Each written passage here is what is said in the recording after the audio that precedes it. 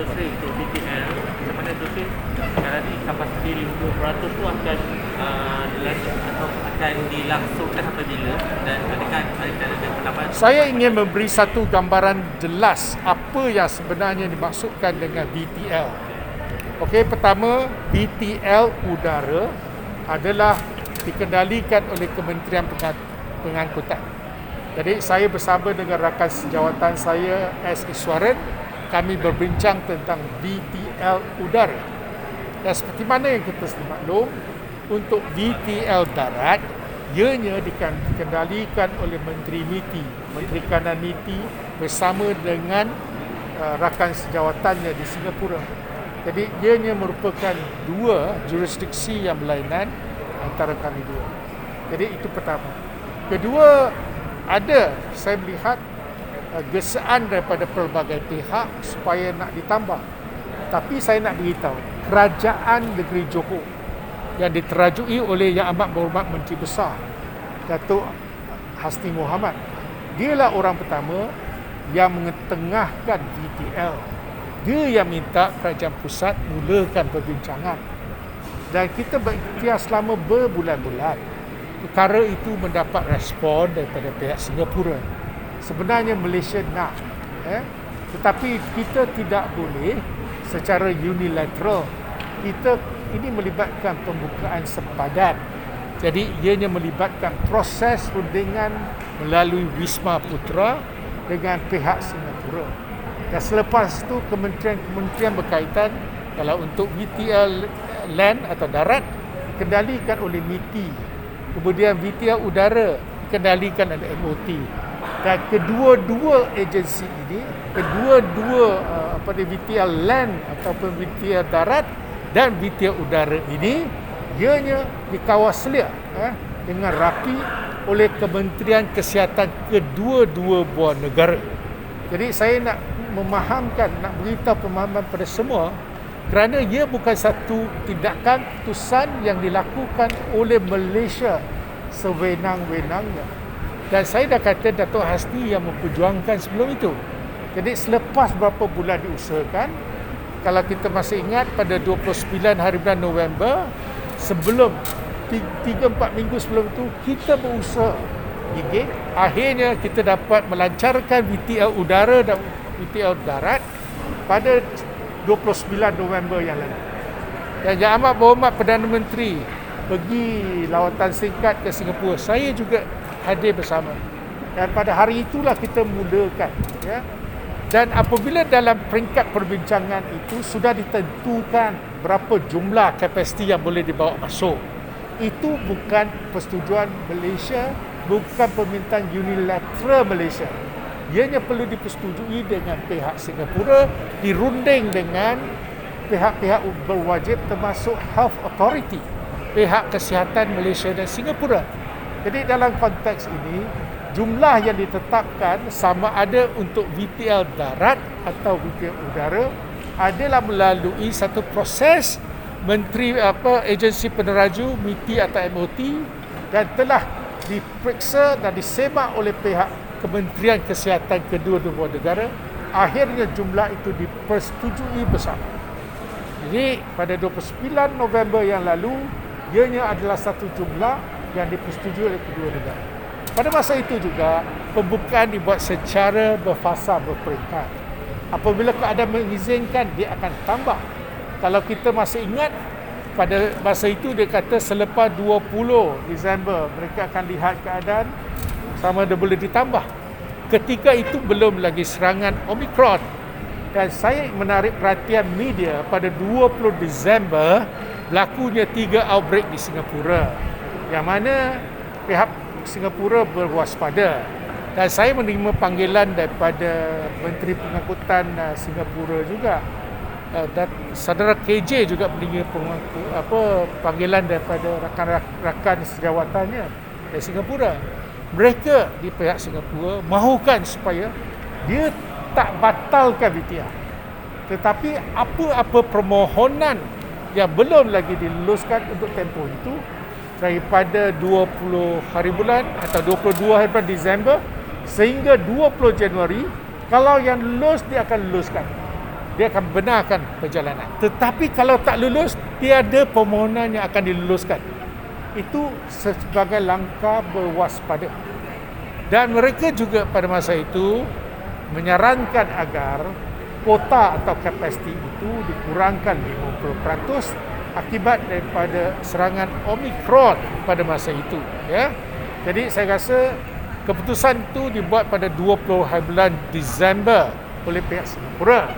Maka pihak Malaysia, saudara KJ 22 hari bulan Disember pun kata ya, kita memahami kerana ini bilateral, kita bincang. Akhirnya setuju dengan apa yang telah disarankan oleh pihak Singapura. Dan saya melihat apabila disebutkan sebulan lalu, iaitu pada 21, hajat mereka ialah menjadi separuh. Dan masalah kuota diturunkan jadi 50% bukan hari ini yang putuskan. Sebelum itu juga disarankan oleh pihak Singapura. Selagi tiada persetujuan kedua-dua negara, maka dia akan tetap berdasarkan peruntukan tempat yang diberikan. Sama ada Kementerian Pengangkutan ataupun pihak berwajib muti, kita akan akur dengan pusat kerana melalui proses yang dipantau dikawal selia oleh Health Authority atau Ministry of Health kedua-dua negara.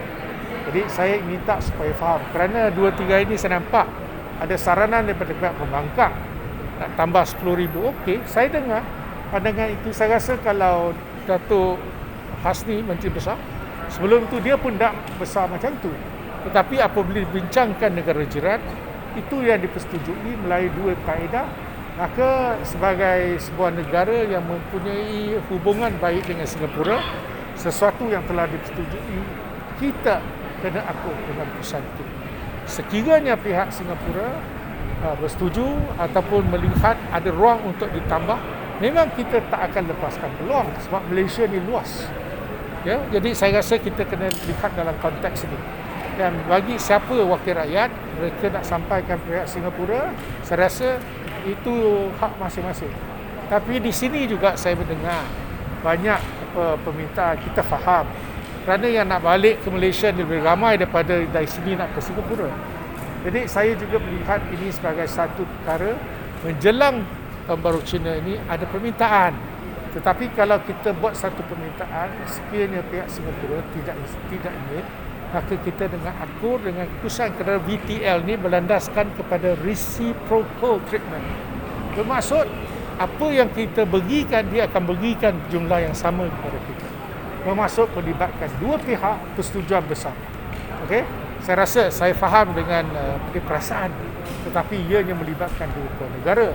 Kalau ikutkan di Malaysia ni sejak lama kita nak tambah. Tetapi tak apalah. Ini melalui proses seperti mana yang telah saya jelaskan tadi. Ya, biar kita serahkan pada pihak berkuasa kesihatan. Mereka akan tentukan jika keadaan selamat dan boleh ditambah, apa salahnya.